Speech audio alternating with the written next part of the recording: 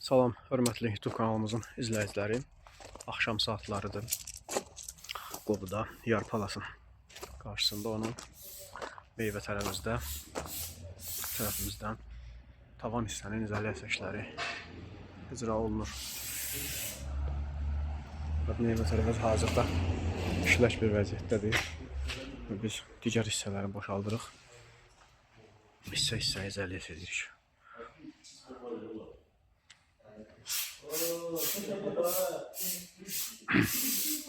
Deməli, nəzər alsaq ki, dərəcəsi az olan tavanlarda membran standart da olsa tətbiq olunsa, hava axını zəif işləyəcək. Yəni, metalın altında həmişə tərləmə olacaq.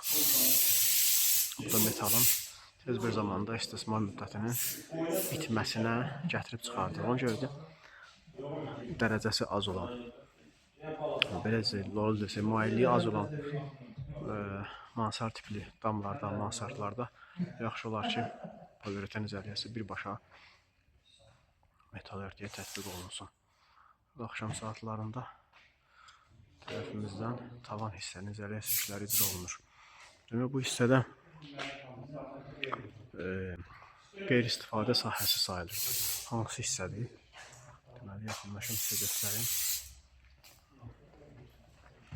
Bu hissənin tavan hissəsini biz gətirib, qarşı tərəfi də bu hissədə də oranı izolyasiya etməliydik və taxtanı da üstünü izolyasiya etməliydik ki, bu sahəni isti soyuqdan mühafizə etmiş olaq.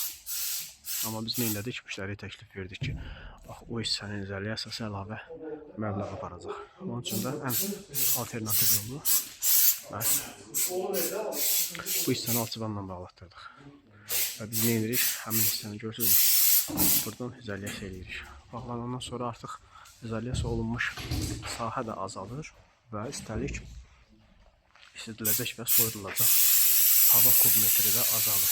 Belə olan halda kubmetrə uyğun siz kondisioner və ya isidici vasitələr təyin edirsiniz. Yəni, bu da müştərinin maliyyə baxımından biraz qabağa atmış olur.